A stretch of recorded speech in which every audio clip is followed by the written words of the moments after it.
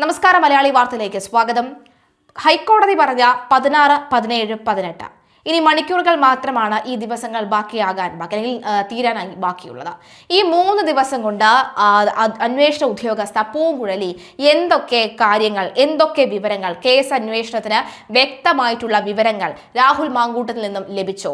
ഈ ഒരു ചോദ്യത്തിന് ഉത്തരം നൽകേണ്ടതിന്റെ പൂർണ്ണ ഉത്തരവാദിത്തം പൂങ്കുഴലിക്കാണ്. ഇതേ ചോദ്യം ഹൈക്കോടതി നാളെ ചോദിക്കുമ്പോൾ ഇല്ല രാഹുൽ മാങ്കൂട്ടം സഹകരിച്ചില്ല എന്ന് പറഞ്ഞാൽ അങ്ങനെ പറഞ്ഞ് കൈയൊഴിയാൻ തൽക്കാലം പൂങ്കുഴലിക്ക് കഴിയില്ല. അങ്ങനെയെങ്കിൽ ഈ കേസ് വീണ്ടും ട്വിസ്റ്റായി രാഹുലിന്റെ വശത്തേക്ക് വരികയും ചെയ്യുമെന്ന കാര്യത്തിലും സംശയമില്ല. പറയാനുള്ളതെല്ലാം താൻ പറഞ്ഞിട്ടേ പോവുകയുള്ളൂ എന്ന് വ്യക്തമാക്കിയ സാഹചര്യത്തിൽ തന്നെയാണ് രാഹുൽ അവിടേക്ക് അഗസ്ത്യ ക്ലബിലേക്ക്, പേരുക്കടയുള്ള അഗസ്ത്യ ക്ലബിലേക്ക് എത്തുന്നത്. ഈ പോലീസ് ക്ലബിലെത്തിയ രാഹുൽ മാങ്കൂട്ടത്തെ ഒരു കസ്റ്റഡിയിൽ എന്ന പോലെ ചോദ്യം ചെയ്യാനുള്ള എല്ലാ അവകാശവും ഉദ്യോഗസ്ഥർക്കും ഉണ്ടായിരുന്നു.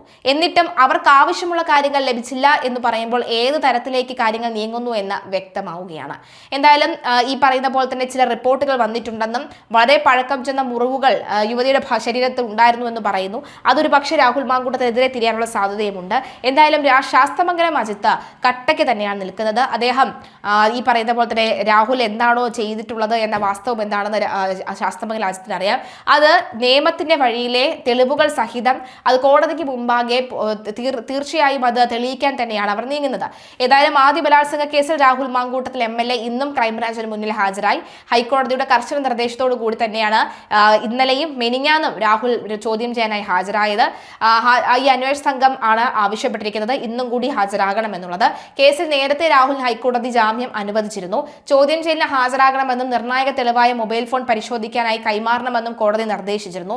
എന്നാൽ ഇന്നലെ 9 മണിക്കൂറോളം ചോദ്യം ചെയ്യൽ നീണ്ടത്. രാവിലെ ആരംഭിച്ച ചോദ്യം ചെയ്യൽ വൈകിട്ട് 4 വരെ നീണ്ടു.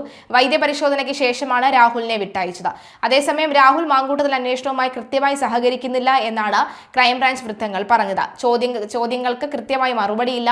പീഡനം നടന്നുവെന്ന് പറയുന്ന കാലയളവിൽ രാഹുൽ ഉപയോഗിച്ചിരുന്ന ഫോൺ ഹാജരാക്കാൻ അന്വേഷണ സംഘം ആവശ്യപ്പെട്ടിരുന്നു. അതൊരു ഹാജരാക്കിയില്ല എന്ന് പറയുന്നു. എന്നാൽ രാഹുൽ പറഞ്ഞത്രേ തന്റെ മുന്നിൽ വെച്ച് ഈ ഫോണിലുള്ള എല്ലാ തെളിവുകളും പരിശോധിക്കാം, അല്ലാതെ ഫാബ്രിക്കേറ്റഡ് ആയിട്ട് ഒന്നും ചെയ്യാൻ സാധിക്കുകയില്ല എന്ന് രാഹുൽ പറഞ്ഞതായുള്ള അറിവുമുണ്ട്. എന്തായാലും ചില ഫോണുകൾ വിറ്റുവെന്നും ചിലത് നഷ്ടപ്പെട്ടുവെന്നുമാണ് രാഹുൽ പറയുന്നത്. എന്നാൽ ഇത് അന്വേഷണ സംഘം പൂർണ്ണമായും മുഖവിലയ്ക്ക് എടുത്തിട്ടില്ല എന്നുള്ളത് കൂടിയുണ്ട്. ഏതായാലും നിലവിലെ സാഹചര്യത്തിൽ രാഹുൽ മാങ്കൂട്ടത്തിൽ ഇന്നും ഈ ചോദ്യം ചെയ്യലിനായി ഹാജരായിട്ടുണ്ട്.